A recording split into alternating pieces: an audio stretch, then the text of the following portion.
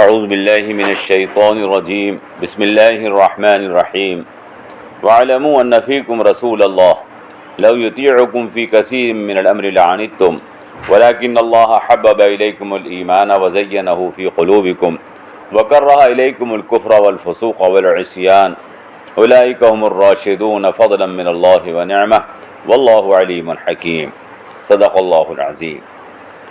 یہ سورہ الحجرات کی آیت نمبر 7 اور 8 ہے۔ اس کا ترجمہ یہ ہے وَاعْلَمُوا اور جان لو أَنَّ فِيكُمْ رسول اللہ تمہارے درمیان رسول اللہ ہیں۔ لَوْ يُطِيعُكُمْ فِي كَثِيرٍ مِّنَ الْأَمْرِ اگر وہ کہنا مان لیں تمہارا اکثر کاموں میں لعنتم تو تم پریشان ہو جاؤ گے، مصیبت میں اور تکلیف میں پڑ جاؤ گے۔ وَلَكِنَّ اللَّهَ حَبَّبَ إِلَيْكُمُ الْإِيمَانَ لیکن اللہ تبارک و تعالی نے تمہارے لیے ایمان کو پسند کر لیا ہے۔ وَزَيَّنَهُ فِي قُلُوبِكُمْ اور ایمان سے تمہارے دلوں کو مزین کر دیا ہے۔ وَكَرَّهَ إِلَيْكُمُ الْكُفْرَ وَالْفُسُوقَ وَالْعِصْيَانَ اور تمہارے لیے اللہ تبارک و تعالی نے کفر کو اور گناہ کو اور نافرمانی کو ناپسند کیا ہے۔ أُولَٰئِكَ هُمُ الرَّاشِدُونَ یہی وہ لوگ ہیں جو ہدایت یافتہ ہیں اور ہدایت پر مضبوطی کے ساتھ جمے ہوئے ہیں۔ فضلا من اللہ ونعمہ اللہ کی مہربانی اور اس کا انعام ہے۔ واللہ علیم حکیم اور اللہ علم والا اور حکمت والا ہے۔ محترم، اوپر ایک واقعہ بیان ہوا تھا۔ بنو مستلق جس کے پاس حضور اکرم صلی اللہ تعالی علیہ وسلم نے ولید ابن عقبہ ابن ابی معیط کو زکوٰۃ وصول کرنے کے لیے بھیجا تھا، اور وہاں سے حضرت ولید ابن عقبہ ابن ابی معیط ڈر کے واپس آ گئے تھے اور حضور سے کہہ دیا تھا کہ وہ لوگ مجھے قتل کرنے پر آمادہ ہیں۔ یہ پوری بات ہم گزشتہ درس میں آپ کے سامنے بیان کر چکے ہیں۔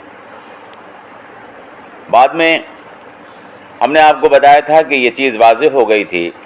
حارث ابن زرارہ جو بنو المستلق کے سردار تھے، وہ حضور اکرم کی خدمت میں آئے تھے اور انہوں نے بتایا تھا کہ ہم ہرگز بھی آپ کے نافرمان نہیں بلکہ مسلمان ہیں اور زکوٰۃ دینے کے لیے تیار ہیں۔ اس موقع پر بعض لوگوں نے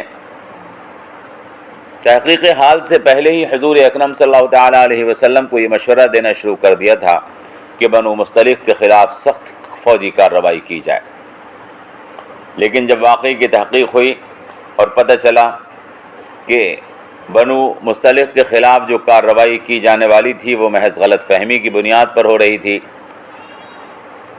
تو پھر ان لوگوں کو اپنی حالت پر ندامت ہوئی۔ حضور اکرم صلی اللہ تعالی علیہ وسلم کوئی بھی معاملہ کرنے سے پہلے صحابہ سے مشورہ فرمایا کرتے تھے۔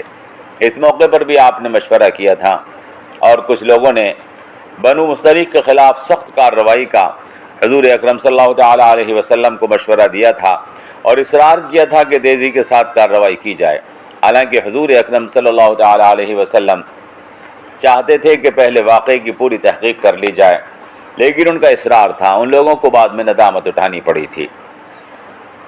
اس آیت مبارکہ میں اللہ تبارک و تعالی نے اسی واقعے کو دلیل بنا کر مسلمانوں کو یہ ہدایت کی ہے اور یہ نصیحت کی ہے کہ جانو اس بات کو کہ تمہارے درمیان میں اللہ کے رسول موجود ہیں۔ بے شک تمہاری دلجوئی کی خاطر اللہ کے رسول مشورہ فرما لیتے ہیں، حالانکہ انہیں آپ سے مشورے کی کوئی ضرورت نہیں ہے۔ حضور اکرم صلی اللہ تعالی علیہ وسلم اللہ کے رسول ہیں، ان پر وحی الہی نازل ہوتی ہے، لہذا اگر کسی معاملے میں وہ تمہارے مشورے پر عمل کرنے میں دیری کریں تو تمہیں اس سلسلے میں ناگواری نہیں ہونی چاہیے، اور تمہیں یہ سوچنا چاہیے کہ یہ اللہ کے رسول ہیں، ان کا براہ راست تعلق اللہ تبارک و تعالی سے ہے۔ اگر وہ تمہارا کہنا مان لیں ان معاملات کے اندر تو تمہیں پریشانی اور تکلیف اٹھانی پڑے، اور یہ چیز تمہارے لیے سخت تکلیف اور مصیبت کا سبب بن جائے۔ لیکن اللہ تبارک و تعالی یہاں پر فرما رہا ہے کہ اللہ نے تمہارے لیے ایمان کو پسند کیا ہے، اور اللہ تعالیٰ نے تمہارے دلوں کو ایمان سے مزین کیا ہے، اور تمہارے لیے اللہ نے نافرمانی کو اور گناہ کو اور کفر کو ناپسند کیا ہے۔ یعنی اللہ تبارک و تعالیٰ نہیں چاہتا کہ تم گناہ کے اندر مبتلا ہو، تم کفر کے اندر مبتلا ہو، یا تم نافرمانی کے اندر مبتلا ہو۔ رسول اللہ صلی اللہ تعالیٰ علیہ وسلم کی اطاعت تمہارے اوپر ہر صورت میں واجب ہے۔ رسول اللہ کے حکم کی خلاف ورزی تمہارے لیے سخت تکلیف اور پریشانی کا سبب بن سکتی ہے۔ رسول اللہ کی حیثیت ایسی نہیں ہے کہ تم ان سے جو کہو وہ فوراً اس کو پورا کریں، بلکہ رسول اللہ کی حیثیت ایسی ہے کہ جو وہ تم سے کہیں تمہیں پورا کرنا چاہیے۔ اللہ نے تمہارے لیے ایمان کو پسند کیا ہے اور تمہارے دلوں کو ایمان سے مزین کیا ہے۔ اللہ نے تمہارے لیے کفر کو ناپسند کیا ہے، گناہ کو اور نافرمانی کو ناپسند کیا ہے۔ اور جو لوگ ایسے ہیں کہ جن کے دل ایمان سے مزین ہیں اور منور ہیں، اور جو کفر کو اور نافرمانی کو اور گناہ کو ناپسند کرتے ہیں، فرمایا اولئک هم الراشدون، یہی وہ لوگ ہیں کہ جو راشد ہیں۔ رشدہ کہتے ہیں مضبوط پتھر کی چٹان کو۔ لہذا راشد وہ آدمی ہوگا جو سچائی کے اوپر مضبوطی کے ساتھ اور استحکام کے ساتھ قائم ہو، جس کو حق سے کوئی ایک لمحے کے لیے بھی ہٹا نہ سکے۔ فرمایا یہی وہ لوگ ہیں جو حق کے اوپر مضبوطی کے ساتھ قائم ہیں، اور سچائی سے اور حق سے ایک سیکنڈ کے لیے بھی ہٹنا ان کو گوارا نہیں ہے۔ یہ اللہ کا فضل ہے اور اس کا انعام ہے کہ اللہ نے تم میں ایسے لوگ پیدا کر دیے ہیں کہ جنہوں نے اپنے دلوں کو ایمان سے مزین کیا ہے، اور جن کے لیے اللہ نے ایمان کو پسند کیا ہے۔ اور تمہارے درمیان ایسے لوگ موجود ہیں جو کفر کو ناپسند کرتے ہیں، گناہ کو ناپسند کرتے ہیں، نافرمانی کو ناپسند کرتے ہیں۔ رسول اللہ کی اطاعت ان کے نزدیک ان کا اعزاز ہے، ان کا اکرام ہے۔ صحابہ کرام رضوان اللہ تعالی علیہم اجمعین ایسی ہی جماعت تھی۔ اللہ تبارک و تعالی نے صحابہ کو اسی خاصیت اور اسی صفت سے متصف فرمایا تھا۔ وہ ایسے ہی لوگ تھے کہ وہ ایمان کو پسند کرتے تھے، ایمان کے اوپر فخر کرتے تھے۔ وہ ان کے دلوں کے اندر ایمان کی روشنی بھری ہوئی تھی، اور وہ کفر کو ناپسند کرتے تھے، اور وہ گناہ کو ناپسند کرتے تھے، اور وہ عصیان اور نافرمانی کو ناپسند کرتے تھے۔ صحابہ کرام رضوان اللہ تعالی علیہم اجمعین، ان کا کردار، ان کا کیریکٹر ہمارے سامنے ہے۔ وہ اس بات کو کہتے تھے کہ رسول اللہ وہ مال جو آپ ہم سے لے لیں وہ ہمیں زیادہ پسند ہے اس مال کے مقابلے میں جو آپ ہمارے پاس چھوڑ دیں۔ رسول اللہ وہ زندگی جو آپ کے اوپر قربان ہو جائے وہ ہمیں زیادہ عزیز ہے اس زندگی سے جو آپ کے اوپر قربان ہونے سے رہ جائے۔ رسول اللہ وہ وقت جو آپ کی خدمت میں ہمارا گزر جائے وہ ہمارے لیے بڑی عزت ہے اس کے مقابلے میں جو آپ کے پاس وقت گزرنے سے ہمارا رہ جائے۔ صحابہ کی جماعت ایک ایسی جماعت تھی، اللہ تبارک و تعالیٰ نے ان کے لیے ایمان کو پسند کیا تھا، ان کے دلوں کو ایمان سے مزین کیا تھا۔ وہ کفر کو ناپسند کرتے تھے، وہ گناہ کو ناپسند کرتے تھے، اور وہ نافرمانی کو ناپسند کرتے تھے۔ وہ ایسی ہی جماعت تھی۔ اس آیت مبارکہ کے اوپر غور کرنا چاہیے ان لوگوں کو جو صحابہ کرام رضوان اللہ تعالی علیہم اجمعین کی شان میں بے ادبی کے لفظ بولتے ہیں۔ انہیں سوچنا چاہیے اور سمجھنا چاہیے کہ صحابہ کرام رضوان اللہ تعالی علیہم اجمعین ایک وہ جماعت ہے جس کی تعریف جناب رسول اکرم صلی اللہ تعالی علیہ وسلم نے اور خود اللہ تبارک و تعالی نے کلام مجید میں کی ہے۔ ہمیں حیرت ہوتی ہے، جرأت ہوتی ہے کہ ایسے لوگ بھی موجود ہیں جو صحابہ کی جماعت پر نقد کرتے ہیں، جو صحابہ کے اوپر تنقید کرتے ہیں، ان کی برائیاں تلاش کرتے ہیں، حالانکہ اللہ ان کی تعریف فرماتا ہے، رسول اکرم صلی اللہ تعالی علیہ وسلم ان کی تعریف فرماتے ہیں، ان کا اتباع اور ان کی پیروی کرنے کی بار بار تلقین کرتے ہیں۔ اصحابی کا نجوم بأیہم اقتدیتم اہتدیتم کہتے ہیں۔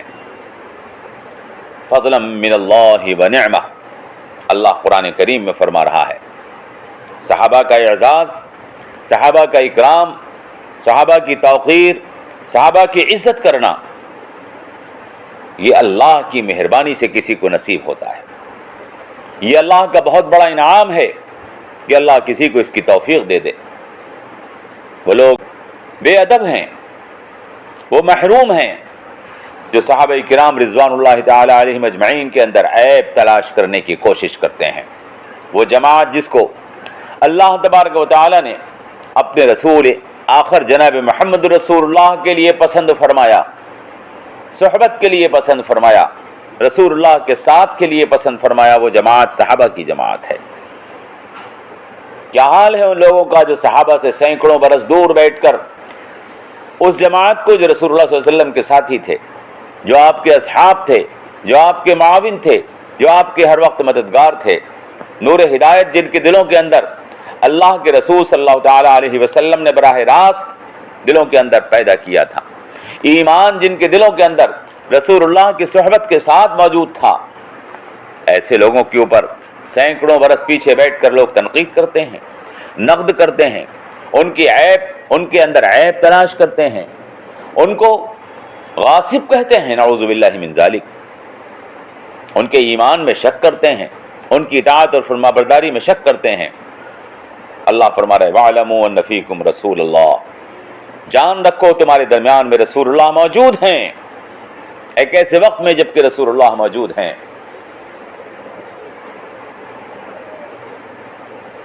رسول اللہ صلی اللہ علیہ وسلم کی موجودگی میں جو ساتھی آپ کے موجود ہیں، ان ساتھیوں کی اگر رسول اللہ اطاعت کر لیں، اگر رسول اللہ کہنا مان لیں، لو یطیعکم فی کثیر من الامر لعنتم، تو تم پریشانی و مصیبت اور تکلیف میں پڑ جاؤ۔ یاد رکھیں، اس آیت مبارکہ کے اوپر خاص طریقے کے ساتھ وہ لوگ بھی غور کریں جو حدیث قرطاس پیش کر کے یہ کہتے ہیں، جو حدیث قرطاس پیش کر کے یہ کہتے ہیں کہ صحابہ کرام نے رسول اللہ کو کچھ لکھنے سے روک دیا تھا، نعوذ باللہ۔ یہ آیت پاک اس واقعے کا بھی انکار کر رہی ہے۔ اگر رسول اللہ صلی اللہ علیہ وسلم کچھ لکھنا چاہیں تو وہ لوگ جنہوں نے ایمان کو پسند کیا تھا، جن کے دل ایمان سے منور تھے، وہ ہرگز رسول اللہ صلی اللہ علیہ وسلم کو کچھ لکھنے سے روک نہیں سکتے تھے۔ اللہ نے ان لوگوں کے لیے کفر کو، گناہ کو اور نافرمانی کو ناپسند کیا تھا۔ ایسے لوگ کہ جن کے لیے اللہ نے کفر کو ناپسند کیا تھا، ایسے لوگ کہ جن کے لیے اللہ تبارک و تعالی نے گناہ کو ناپسند کیا تھا، ایسے لوگ کہ جن کو اللہ تبارک و تعالی نے جن کے لیے نافرمانی کو ناپسند کیا تھا، اور ایسے لوگ جن کو اللہ تبارک و تعالی ہدایت کی مضبوط چٹان بتا رہا ہے، اولئک هم الراشدون، وہ لوگ ہرگز بھی رسول اللہ صلی اللہ تعالی علیہ وسلم کے کسی حکم کو ماننے سے سرتابی نہیں کر سکتے۔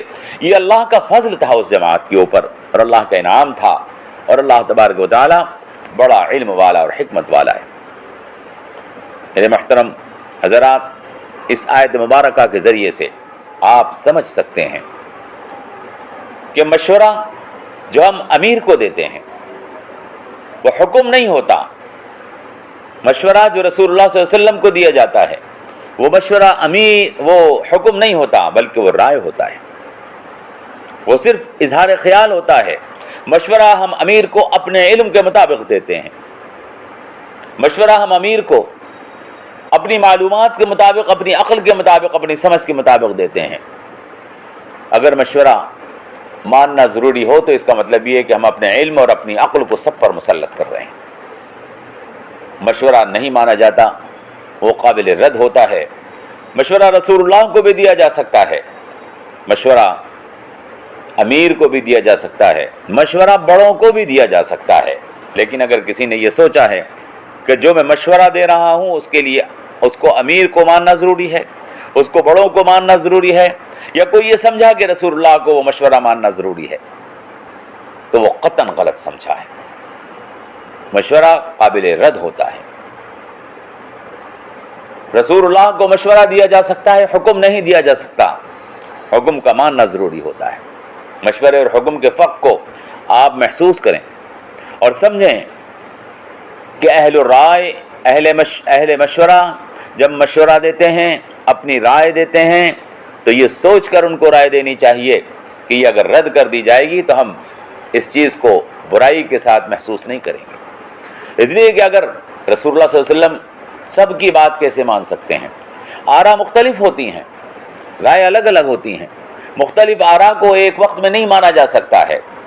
رائے صرف وہی قابل عمل ہوتی ہے جو رسول اللہ کہیں، جو اللہ کے رسول کا حکم ہو۔ رائے بس وہی قابل عمل ہوتی ہے جو امیر کا حکم ہو۔ اس آیت مبارکہ کے اوپر غور کریں اور سمجھیں، اللہ اس میں ایک نہایت اہم بات ہمارے سامنے بیان فرما رہا ہے۔ وَاعْلَمُوا أَنَّ فِيكُمْ رَسُولَ اللَّهِ، جان رکھو کہ تمہارے درمیان میں رسول اللہ موجود ہیں۔ لَوْ يُطِيعُكُمْ فِي كَثِيرٍ مِّنَ الْأَمْرِ، اگر وہ کہنا مان لے تمہارا اکثر کاموں میں، لَعَنِتُّمْ، تو تم پریشانی اور تکلیف میں پڑ جاؤ گے۔ وَلَكِنَّ اللَّهَ حَبَّبَ إِلَيْكُمُ الْإِيمَانَ، لیکن اللہ نے تمہارے لیے ایمان کو پسند کیا ہے اور ایمان اطاعت چاہتا ہے۔ وَزَيَّنَهُ فِي قُلُوبِكُمْ، اور اس ایمان سے تمہارے دلوں کو مزین کر دیا ہے۔ اور اللہ نے تمہارے لیے کفر کو، نافرمانی کو، فسوق کو، گناہ کو اور عصیان کو اور سرکشی کو ناپسند کیا ہے۔ اور یہی لوگ کہ جو کفر کو ناپسند کرتے ہیں، جو گناہ کو ناپسند کرتے ہیں، جو عصیان اور نافرمانی کو ناپسند کرتے ہیں، یہی وہ لوگ ہیں کہ جو مضبوط ہدایت کی چٹان ہیں۔ اور جو اس مضبوط ہدایت کی چٹان بنے ہوئے لوگ ہیں، فرمایا یہ ان کے اوپر اللہ کا فضل ہے کہ اللہ نے ان کو ایسا بنا دیا ہے، اور اللہ کا بہت بڑا انعام ہے، اور اللہ علم والا اور حکمت والا ہے۔